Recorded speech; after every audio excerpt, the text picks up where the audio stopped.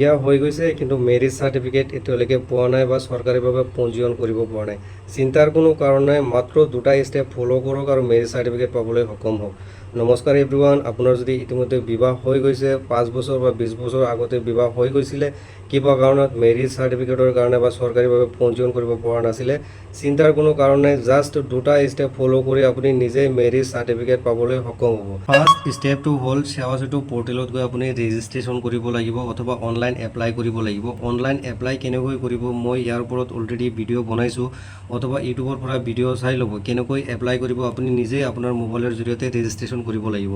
সেৱা সেতুত ৰেজিষ্ট্ৰেশ্যন অথবা online apply কৰিব লাগিব। অনলাইন এপ্লাই কৰাৰ পিছত 10 পৰা 15 দিনৰ ভিতৰত আপুনি এপ্ৰুভেল পাব। ছেকেণ্ড ষ্টেপটো হ'ল আপুনি যেতিয়া অনলাইন এপ্ৰুভেল পাব, অনলাইন এপ্ৰুভেল পোৱাৰ 1 মাহ পাছত সাব ৰেজিষ্ট্ৰাৰ অফিচত যাব লাগিব। উপ পঞ্জীয়কৰ কাৰ্যালয়, আপোনাৰ জিলাৰ বা আপোনাৰ এৰিয়াৰ উপ পঞ্জীয়কৰ কাৰ্যালয় অথবা সাব ৰেজিষ্ট্ৰাৰ অফিচত যাব লাগিব। সাব ৰেজিষ্ট্ৰাৰ অফিচত যোৱাৰ পিছত আপোনাৰ ডকুমেণ্টখিনি ভেৰিফিকেশ্যন কৰিব। ডকুমেণ্টছখিনি ভেৰিফিকেশ্যন কৰাৰ পিছত আপোনাৰ নামত সিদিনাই একদিনতেই আপোনাৰ মেৰিজ চাৰ্টিফিকেট অথবা বিবাহৰ প্ৰমাণপত্ৰ আপুনি পাই যাব। প্ৰথম ষ্টেপটো হ'ল আপুনি অনলাইন এপ্লাই কৰিব। অনলাইন এপ্লাই কৰাৰ 10 পৰা 15 দিনৰ ভিতৰত আপুনি এপ্ৰুভেল পাব। এপ্ৰুভেল পোৱাৰ 1 মাহ পাছত আপুনি সাব ৰেজিষ্ট্ৰাৰ অফিচত যাব। যিদিনাই সাব ৰেজিষ্ট্ৰাৰ অফিচত যাব, সাব ৰেজিষ্ট্ৰাৰ অফিচত যোৱাৰ লগে লগে আপুনি আপোনাৰ ডকুমেণ্টছখিনি ভেৰিফিকেশ্যন কৰিব আৰু আপোনাৰ নামত মেৰিজ চাৰ্টিফিকেট অথবা বিবাহৰ প্ৰমাণপত্ৰ ইছ্যু কৰিব। এই দুটা ষ্টেপ ফ'ল' কৰিলেই আপুনি মেৰিজ চাৰ্টিফিকেট পাবলৈ সক্ষম হ'ব। এই প্ৰচেছ দুটা কমপ্লিট কৰিবলৈ হ'লে বন্ধুসকল মুঠ খৰচ হ'ব, প্ৰথম ষ্টেপটো কমপ্লিট কৰিবলৈ আপোনাৰ 350 টকা এটা অনলাইন এপ্লিকেশ্যন ফিজ যাব, যিটো নেকি আপুনি আপোনাৰ মোবাইলৰ জৰিয়তে পে'মেণ্ট কৰিব পাৰিব। কেনেকৈ পে'মেণ্ট কৰিব বা কেনেকৈ অনলাইন কৰিব, মোৰ পৰৱৰ্তী ভিডিঅ' পাৰ্ট 2ৰ যোনটো ভিডিঅ' আপুনি চাই ল'ব। ছেকেণ্ড ষ্টেপটোত আপুনি পাবলৈ হ'লে যেতিয়া নেকি আপুনি ছেকেণ্ড ষ্টেপত আপুনি সাব ৰেজিষ্ট্ৰাৰ অফিচত যাব। সাব ৰেজিষ্ট্ৰাৰ অফিচত যোৱাৰ ছেকেণ্ড ষ্টেপটো হ'ল সাব ৰেজিষ্ট্ৰাৰ অফিচত যাব। সাব ৰেজিষ্ট্ৰাৰ অফিচত যোৱাৰ সময়ত অফলাইন এটা ফৰ্ম ল'ব লাগিব। অফলাইন ফৰ্মটো মই ডেছক্ৰিপশ্যন বক্সত লিংক দি দিম, তাৰ পৰা ডাউনলোড কৰি ল'ব পাৰিব, নতুবা আপোনাৰ নিয়াৰেষ্ট সাব ৰেজিষ্ট্ৰাৰ অফিচৰ ওচৰে পাঁজৰে জেৰক্স দোকানতো পাই যাব। তাৰ পৰা আপুনি মেনুৱেল এপ্লিকেশ্যন ফৰ্মটো ল'ব। মেনুৱেল এপ্লিকেশ্যন ফৰ্মটো ফিল আপ কৰি লগতে এড্ৰেছ প্ৰুফ আৰু এজ প্ৰুফ, এড্ৰেছ প্ৰুফ লাগিব এটা আৰু এজ প্ৰুফ লাগিব এটা। লগতে এই ফৰ্মটো ইয়াতে আপোনালোকে স্ক্ৰীনত চাই আছে, এই ফৰ্মটো আপুনি মেনুৱেলি পাব যিকোনো জেৰক্স দোকান, সাব ৰেজিষ্ট্ৰাৰ অফিচৰ আশে পাশে যিকোনো দোকানৰ পৰা আপুনি ল'ব পাৰে, নতুবা লিংকৰ পৰা লৈ এইখিনি ডকুমেণ্টছ লৈ আপুনি সাব ৰেজিষ্ট্ৰাৰ অফিচত যাব। যোৱাৰ পিছত তাতে এটা এপ্লিকেশ্যন ফি জমা দিব লাগিব। 300 পৰা 350 টকা এটা এপ্লিকেশ্যন ফি জমা দিব লাগিব। তাত কোনো ধৰণৰ ফটো নালাগে। এই 300 বা 350 টকা ইছ্যুৰ বাবদ আপুনি দিব লাগিব। এইখিনি দিলেই আপুনি মেৰিজ চাৰ্টিফিকেট পাব। তো ইয়াৰ উপৰিও আপোনাৰ আন এটা খৰচ যাব, যিহেতু আপুনি এইখিনি ডকুমেণ্টছ ল'ব, এটা এড্ৰেছ প্ৰুফ আৰু এজ প্ৰুফ। যিহেতু আপোনাৰ ধৰি লওক 10 বছৰ বা 5 বছৰ আগতে আপোনাৰ বিবাহ সম্পূৰ্ণ হৈ গৈছিলে, কিন্তু আপোনাৰ বিবাহৰ কোনো ধৰণৰ প্ৰমাণপত্ৰ বা ৰেকৰ্ড নাই। তাৰ কাৰণে আপুনি কি কৰিব লাগিব বন্ধুসকল, চিন্তা কৰিব নালাগে। তাৰ কাৰণে আপুনি জাষ্ট কোৰ্টত গৈ এটা এফিডেভিট বনাব। এফিডেভিট বনাওঁতে 200 পৰা 300 টকা এটা খৰচ হ'ব। 200 পৰা 300 টকা এটা এফিডেভিট বনাব যে আপোনাৰ অমুক ডেটত, যোনটো ডেটত আপোনাৰ বিবাহ হৈছিলে, সেই ডেটত এটা যে ইমান ডেটত মোৰ বিয়া হৈছিলে, ডেটৰ এগেইনষ্টত এটা এফিডেভিট কৰিব। এফিডেভিটৰ নামত আপোনাৰ ধৰি লওক মষ্ট প্ৰবেবলি আপোনাৰ 300 ৰুপিজ এটা খৰচ হ'ব। এই 300 ৰুপিজ এটা এফিডেভিট আপুনি দি দিব।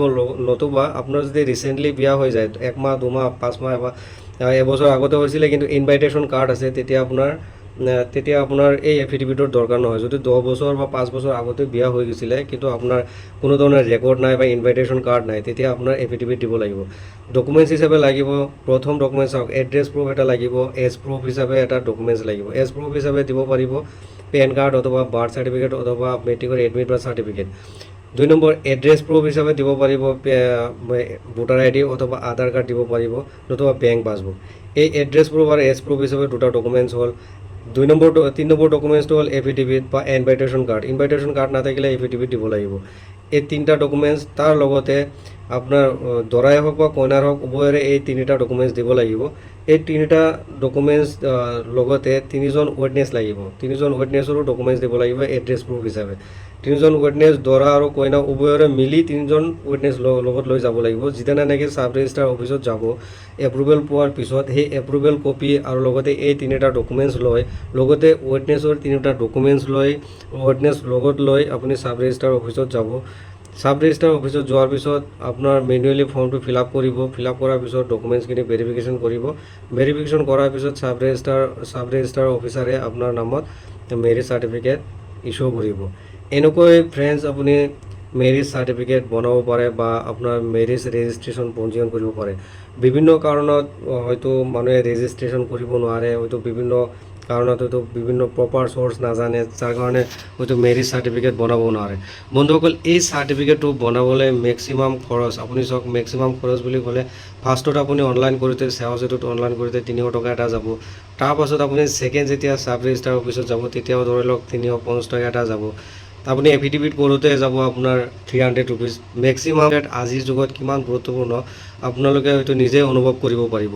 আপোনাৰ ৱাইফ বা আপোনাৰ হাজবেণ্ডেই হওক বা ৱাইফে হওক নিজৰ বুলি পৰিচয় দিবলৈ আইডেণ্টিটি হিচাপে মেৰিজ চাৰ্টিফিকেট খুবেই গুৰুত্বপূৰ্ণ। বন্ধুসকল, আপুনি যদি এই প্ৰব্লেমত ফেচ কৰিছে তেতিয়াহ'লে আপুনি ইতিমধ্যে গমেই পাইছে যে মেৰিজ চাৰ্টিফিকেটটো কিমান গুৰুত্বপূৰ্ণ। ইয়াৰ লগতে মেৰিজ চাৰ্টিফিকেটটো এড্ৰেছ প্ৰুফ হিচাপে কিছু ক্ষেত্ৰত আমি ব্যৱহাৰ কৰিব পাৰোঁ। বন্ধুসকল, এনেকৈ আপুনি মেৰিজ চাৰ্টিফিকেট বা আপোনাৰ বিবাহৰ চৰকাৰী পঞ্জীয়ন কৰিব পাৰে। যে চাব ৰেজিষ্টাৰ অফিচত গৈ মেৰিজ চাৰ্টিফিকেট অথবা বনাব পাৰে অথবা আপোনাৰ চৰকাৰীভাৱে পঞ্জীয়ন কৰিব পাৰিব। বন্ধুসকল, ভিডিঅ'টো যদি হেল্পফুল বুলি ভাবে লাইক, কমেণ্টছ আৰু শ্বেয়াৰ কৰিবলৈ নাপাহৰিব। এনেধৰণৰ নতুন ভিডিঅ'ৰ আপডেটবিলাক দি থাকিম। মোৰ চেনেলটো যদি এতিয়ালৈকে ছাবস্ক্ৰাইব কৰা নাই প্লিজ ছাবস্ক্ৰাইব কৰি ল'ব। ধন্যবাদ।